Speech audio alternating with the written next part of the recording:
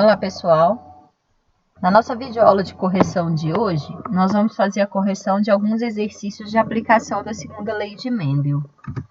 A primeira bateria de exercícios que eu gostaria de corrigir com vocês é o formulário do Google com exercícios de fixação sobre a segunda lei de Mendel, que fazia parte da proposta didática do dia 10/6.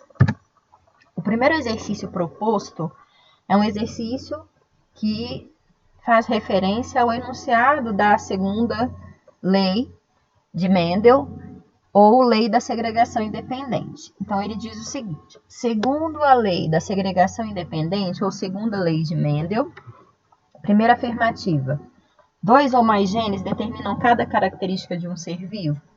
Bem, essa afirmativa está correta, mas ela não faz referência ao enunciado da lei. A segunda, o fenótipo resulta da interação entre o genótipo e o meio, também é uma afirmativa verdadeira, porém não faz referência à segunda lei. A terceira afirmativa diz o seguinte: os organismos diploides possuem 2 cópias de cada gene?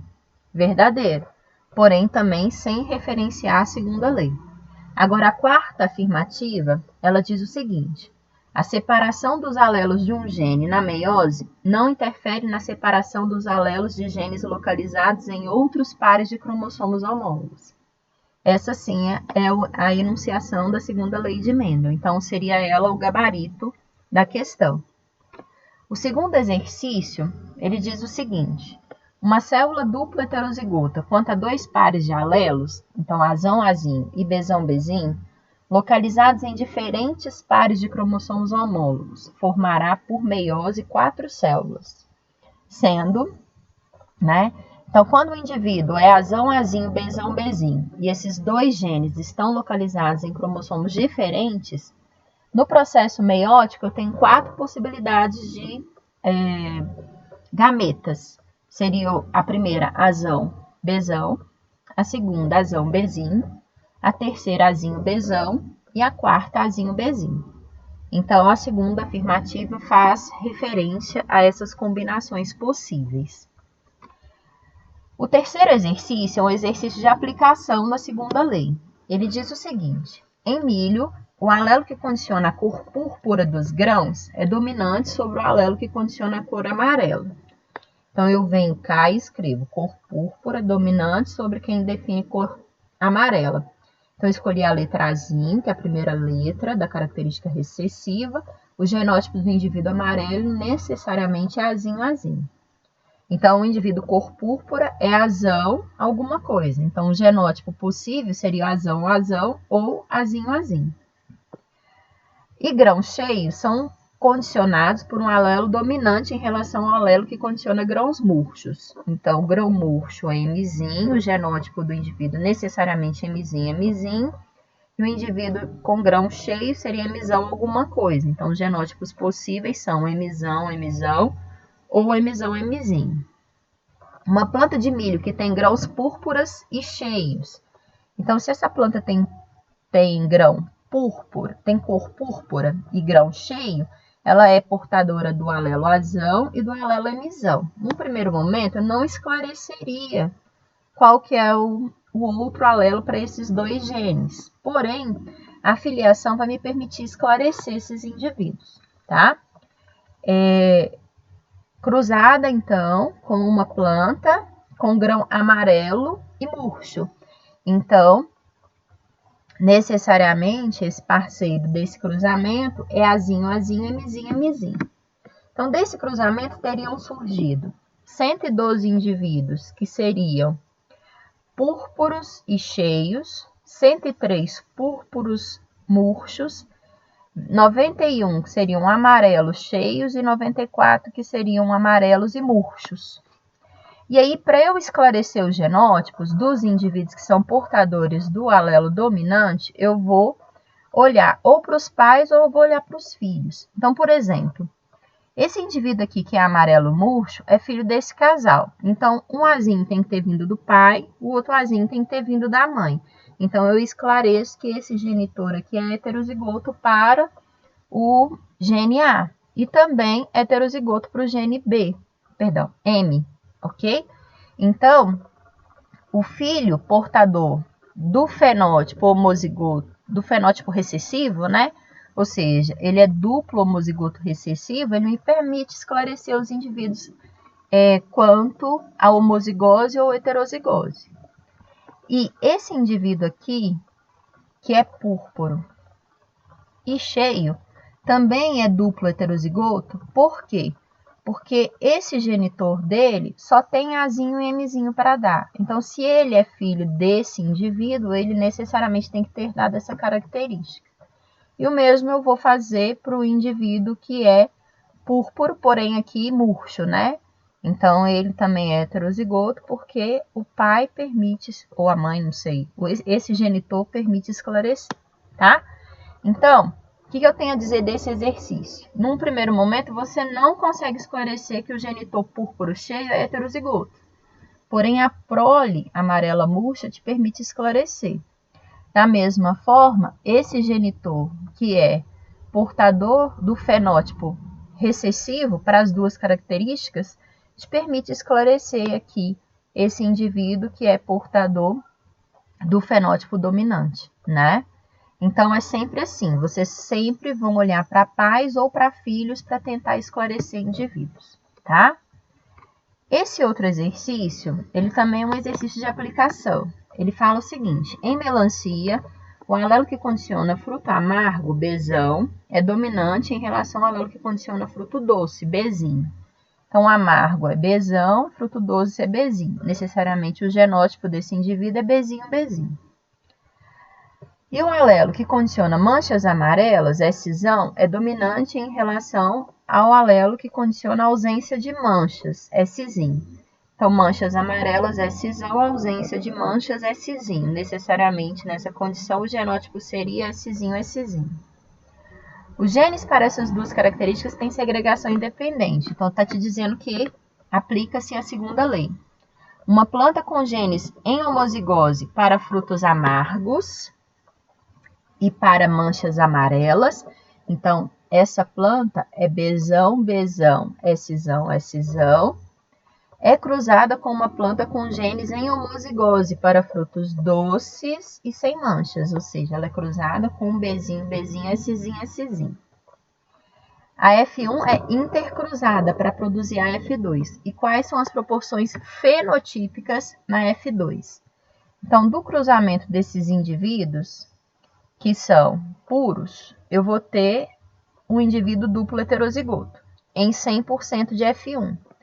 Quando eu intercruzo F1 com ela mesma, aí eu vou ter em F2 9 indivíduos que serão Bzão alguma coisa, Szão alguma coisa, 3 indivíduos que serão Bzão alguma coisa, Szinho, Szinho, 3 indivíduos que serão Bzinho, Bzinho, Szão alguma coisa, e um único indivíduo que vai ser homozigoto recessivo para as duas características.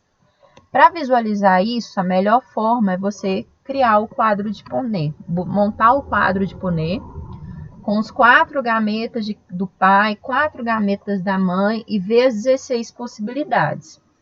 É claro que montando o quadro de Punnett, você não vai observar só a proporção fenotípica, você vai conhecer a proporção genotípica também. Então, aqui eu apontei, né, só o fenótipo. 9 que serão amargos e amarelos, 3 que serão amargos sem manchas, 3 que serão doces amarelos e 1 que vai ser doce e sem mancha, ok? Totalizando aí os 16 indivíduos. E o último exercício, ele fala sobre o padrão das orelhas em gatos. Então, em gatos, orelhas encurvadas, Czão, resultam de um alelo que é dominante em relação a orelhas normais, Czinho. Então, orelha encurvada é Czão, genótipos possíveis Czão, Czão ou Czão, Czinho. A orelha normal é Czinho e o genótipo possível é Czinho, Czinho. A cor preta resulta de um alelo de segregação independente Gzão, que é dominante em relação ao alelo para a cor cinza, o Gzinho. Um gato cinza homozigoto para orelhas encurvadas Então, o que seria um gato cinza? Ele seria Gzinho, Gzinho. Homozigoto para orelhas encurvadas seria Gzinho, Gzinho, Czão, Czão. É cruzado com um homozigoto preto com orelhas normais. Então, ele é cruzado com o homozigoto preto, Gzão, Gzão, com orelhas normais, Czinho, Czinho. Toda F1 é preta e tem orelhas encurvadas. De fato, ó, toda F1 vai ser Gzão, Gzinho, Czão, Czinho. Ok?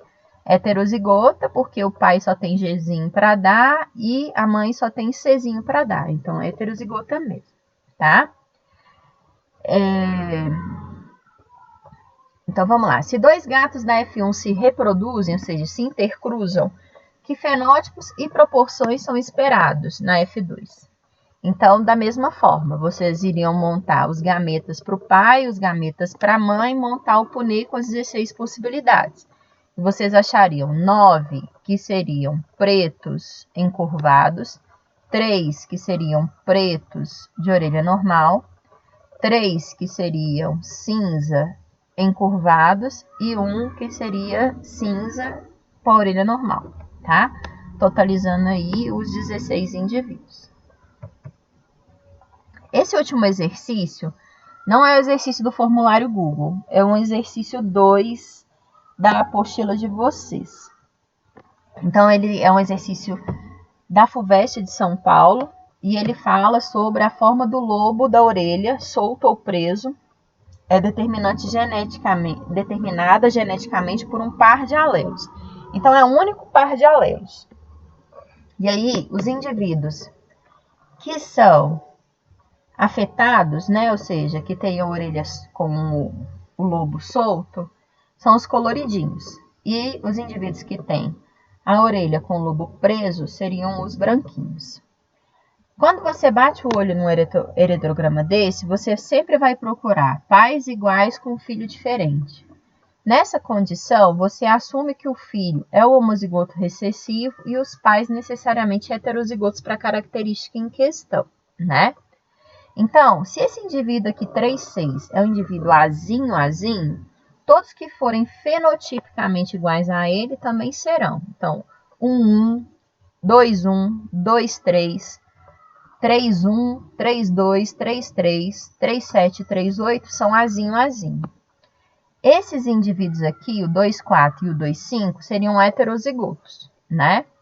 O indivíduo 2,2, eu também posso afirmar isso. Por quê? Apesar de ser portador do alelo dominante, o azão, no caso, ele é filho de um pai portador, um pai homozigoto recessivo. Nesse caso, o pai só tinha o azinho para dar. Então, esse indivíduo aqui também é heterozigoto. Agora, eu não posso afirmar nada com relação a esses dois indivíduos aqui, ó, o 3,4 e o 3,5. A única afirmativa que eu vou fazer é que eles portam o azão. Agora, se eles são azão, azão ou azão, azinho, eu não sei dizer. Por quê? Eu conheço os pais dele, sei que os pais dele, ambos são heterozigotos. Eu não conheço a prole desses indivíduos, então eu não consigo esclarecer ao certo, tá? Então, o heredograma mostra que a característica lobo da orelha solto. Então, ter lobo da orelha solto é uma característica dominante, tá? Não pode ter herança, né? Tá, olha só, não pode ter uma herança autossômica recessiva, ok? Porque ser autossômico recessivo para essa característica é ter orelha presa, ele quer solta, tá? Então, vamos lá. O casal 2,4 e 2,5 são fenotipicamente iguais e têm filhos diferentes deles, né? Isso permite considerar que 3,6, 3,7 e 3,8, que são esses três indivíduos branquinhos aqui, são homozigotos recessivos, assim como todos fenotipicamente iguais a eles, né? Que a gente falou, o 1,1, o 2,1, o 2,3, o 3,1, o 3,2, o 3,3, o 3,7, né? E o 3,8. 2,4 e 2,5 são necessariamente heterozigotos, né? Para serem iguais e terem filhos diferentes, necessariamente eles são heterozigotos. Assim como o indivíduo 1,2 e 2, 2, ok? Isso porque eu conheço a prole e a prole me permite esclarecer isso, tá? Já 3, 4 e 3, 5, não podemos afirmar o genótipo, podendo dizer apenas que são portadores de um alelo dominante. Então, essas observações todas, elas acabam demonstrando que a alternativa B está incorreta, né? Então,